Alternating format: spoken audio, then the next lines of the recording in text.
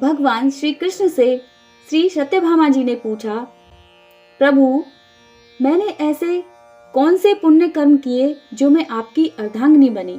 तो आइए जानते हैं 6वें अध्याय में। आइए शुरू करते हैं गणेश जी का नाम लेकर 6वां अध्याय। श्री सूत जी ने ऋषियों से आगे कहा, ब्रह्मा जी से अब तक की जो 5 अध्यायों में विभक्त कथा सुनकर श्री नारद जी गदगद हो गए। वे ब्रह्मा जी को प्रणाम करके विनम्र भाव से बोले, हे पितामह, अब कृपा करके कार्तिक मास के महात्म्य का विस्तार पूर्वक वर्णन कीजिए। नारद जी के मुख से यह सुनकर ब्रह्मा जी बोले, हे पुत्र, तुम बहुत उदार और सभी प्राणियों का भला चाहने वाले हो, इसलिए मृत्युलोक के निवासियों के भले के निमित्त ऐसे प्रश्न पूछ रहे हो। सुनो, आज मैं तुमसे ऐसी कथा कहता हूँ जिसके पढ़ने और सुनने मात्र से ही समस्त पापों का नाश हो जाता है। अपनी बात को आगे बढ़ाते हुए श्री ब्रह्मा जी ने कहा, सुनो नारद, साधु संतों का सत्संग अति पावन और दुर्लभ होता है। यह सांसारिक भय को दूर करता है और ज्ञानी ध्यानियों को मोक्ष प्रदान करता है। जिसकी जैसी कामना होती है उसकी कामना पूरी हो जाती है। जिस प्रकार श्री गंगा जी पापों को धो देती हैं और सूर्य पापों को भस्म कर देता है, उसी प्रकार संत समागम पाप ताप तथा दीनता तीनों को ही नष्ट कर देता है। आधे क्षण का साधु समागम भी मोक्ष प्रदान करने वाला होता है। इतनी बात सुनकर तमाम ऋषि और मुनियों ने कहा कि हे सूत जी, अब आप कृपा करके कार्तिक मास महात्म्य का इतिहास तथा प्रसंग सुनाने की कृपा कीजिए। श्री सूत जी बोले, हे ऋषियों, एक समय चंद्रबदनी एवं कमल के समान कमल नयनी श्री सत्यभामा ने मन ही मन में विचार किया कि मैं धन्य हूँ जिसके पतिदेव स्वयं त्रिलोकीनाथ भगवान मधुसूदन हैं और वे 16,108 रानियों में सबसे बढ़कर मुझसे ही प्रेम करते हैं। जिस कल्प वृक्ष की पृथ्वी पर बसने वाले प्राणी बात तक नहीं जानते, वह कल्प वृक्ष स्वयं मेरे आंगन में लगा हुआ है। ऐसा विचार कर सत्यभामा ने श्री कृष्ण भगवान से कहा, हे प्रभु, मैं आपसे एक बात पूछती हूँ। आशा है कि आप मेरे हित के लिए मेरी इन बातों का उत्तर देने की कृपा करेंगे। सत्यभामा की ये बातें सुनकर भगवान श्री कृष्ण सत्यभामा का हाथ पकड़कर कल्प वृक्ष के नीचे ले गए। भगवान ने कहा, हे सत्यभामा, मैं अपनी सब रानियों में तुम्हें ही सबसे प्रिय मानता हूँ। मैंने तुम्हारे स्नेह के वश सुरराज इंद्र से विरोध करके यह कल्प वृक्ष स्वर्ग से लाकर तुम्हारे आंगन में लगा दिया। मैं तुम्हारे लिए न देने वाली अदेय वस्तु भी दे सकता हूँ और अखत्य अर्थात न कहने वाली बात भी कह सकता हूँ। अब यदि तुम मुझसे गुप्त से गुप्त बात पूछोगी तो मैं तुम्हें वह भी बता दूंगा। भगवान श्री कृष्ण की बात सुनकर सत्यभामा गदगद होकर बोली, हे स्वामी, यदि आप मुझसे इतने प्रसन्न हैं तो मुझे यह बताने की कृपा कीजिए कि मैंने पूर्व जन्म में ऐसा क्या शुभ कार्य किया था जिससे मुझे आपकी अर्धांगिनी बनने का सौभाग्य प्राप्त हुआ और आपके साथ गरुड़ पर बैठकर ब्रह्मलोक तथा इंद्रलोक में जाने आने का अवसर भी मिला है। हे नाथ, पूर्व जन्म में मैं कौन थी तथा किसकी कन्या थी, सो आप मुझे विस्तार पूर्वक सुनाने की कृपा कीजिए।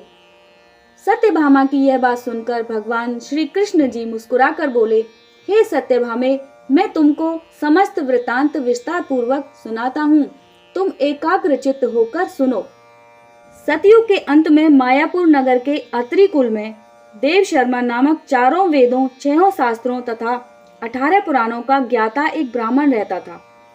वह भगवान सूर्य नारायण का अनन्य भक्त था और रात दिन अतिथियों की सेवा में लगा रहता था। उसके कोई संतान नहीं थी। फिर बड़ी आयु में एक कन्या हुई जिसका नाम गुणवती रखा गया। देव शर्मा ने अपने एक शिष्य जिसका नाम चंद्र प्रकाश था, उसके साथ अपनी कन्या गुणवती का विवाह कर दिया। चंद्र प्रकाश अपने ससुर के पिता के समान सेवा करता था। एक दिन देव शर्मा अपने दामाद को साथ लेकर लकड़ियां काटने वन में गया। वन में उन्होंने इधर उधर फिरते हुए एक महाभयानक राक्षस को देखा।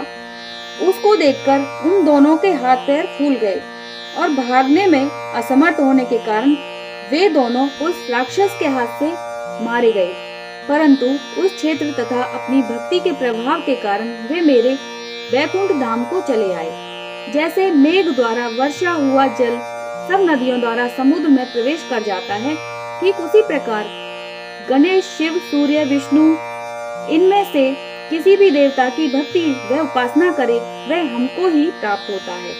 इसी से वह सूर्य भक्त हमारे दूतों के द्वारा विमान में बैठाकर हमारे लोग पहुंचा दिए गए।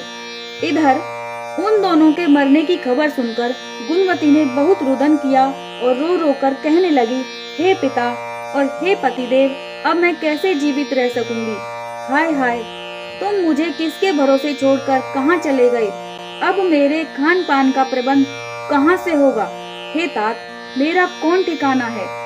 इस प्रकार गुणवती विलाप करती हुई पृथ्वी पर गिरकर मूर्छित हो गई और जब चेतना आई तो घर का सब सामान बेचकर उसने अपने पति और पिता की अंत्येष्टि क्रिया की। फिर संसार के वैराग्य लेकर भक्ति में तत्पर रहने लगी। इस प्रकार करते करते कार्तिक मास आ गया।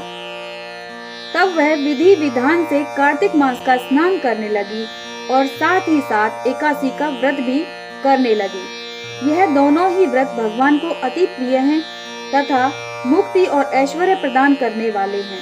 हे प्रिय, कार्तिक मास में तुला के सूर्य में जो प्रातःकाल स्नान और जागरण तथा दीप दान करते हैं, उनके जन्म जन्मांतर के पाप नाश हो जाते हैं। जो मंदिर में प्रातःकाल झाड़ू देते तथा भगवान का पूजन करते हैं, वे जीवन मुक्त हो जाते हैं।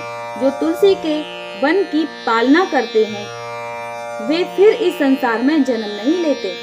एक दिन गुणवती ज्वर से पीड़ित हो गई और असहनीय पीड़ा में दुर्बल शरीर होते हुए वह गंगा स्नान को कष्ट सहते हुए गई।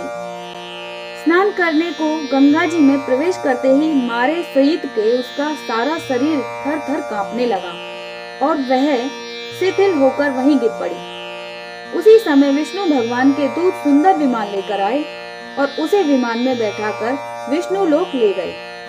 यह सब कार्तिक के स्नान और व्रत का ही प्रभाव था।